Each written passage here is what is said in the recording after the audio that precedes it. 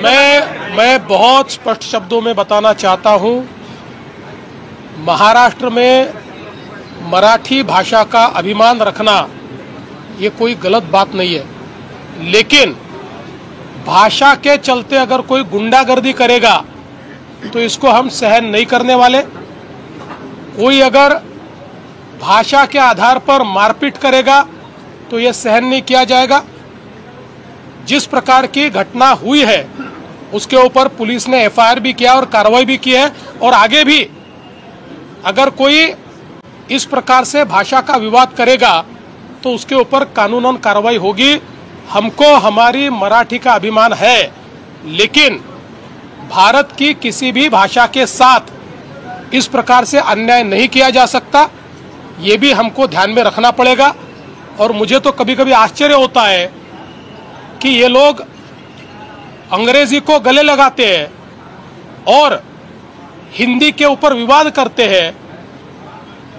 ये कौन सा विचार है और ये किस प्रकार की कार्रवाई है?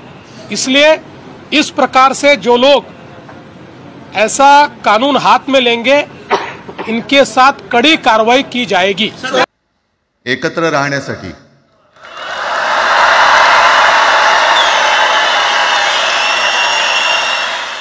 हिंदुत्व ही कोणत्याही भाषेची मक्तेदारी नाही। आम्ही अस्सल मराठी बोलणारे तुमच्यापेक्षा जास्त कडवट कट्टर देशाभिमानी हिंदू आहोत। तुम्ही काय आम्हाला हिंदुत्व शिकवताय? अरे 92-93 साली जेव्हा जे काय घडलं, देशद्रोही मातले होते, तेव्हा मुंबईतल्या अमराठी लोकांना सुद्धा हिंदू म्हणून माझ्या शिवसैनिकांनी, शिवसेना प्रमुखांच्या शिवसैनिकांनी व मराठी माणसांनी वाचवलेलं आहे। म्हणजे हळुवारपणाने हे सगळं काही एक एक एक करत हिंदी, हिंदू, हिंदुस्तान, हिंदू आणि हिंदुस्तान मान्य आहे, पण हिंदीची सक्ती आम्हाला मान्य नाही। तुम्ही किती कमिट्या करा, हिंदीची सक्ती तुमचे 7 पिढ्या उतरल्या तरी। आता हे सुरू केलं, काल कोणाच्या ते आता व्यापाऱ्याच्या कालफडीत मारली मीरा भाईंदरला।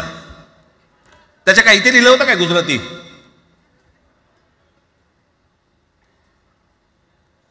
पण एवढंही आपल्याकडे काही जे चॅनलमध्ये, मराठी नाही इतर चॅनलमध्ये, हिंदी आणि याच्यात गुजराती माणसाला मारला। कुठच्या गुजराती माणसाला मारला? बाचाबाचीमध्ये समोरचा गुजराती निघाला, इकडचा मराठी निघाला, त्याच्यामध्ये काय गुजरात्यानं मारलं का? केवढे व्यापारी आहेत, अजून तर काहीच केलेलं नाही।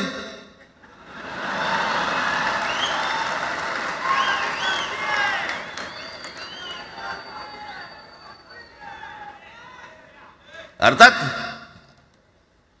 त्यांना मराठी आली पाहिजे याच्याबद्दल वाद नाही,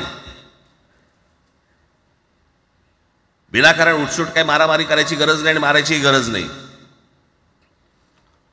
पण जर जास्ती नाटकं केली तर कानाखाली आवाज काढलाच पाहिजे तुम्ही। पण चूक त्यांची असली पाहिजे। आणि एका गोष्टीचं लक्षात ठेवा, अशी कधी गोष्ट कराल त्याचे व्हिडिओ काढू नका।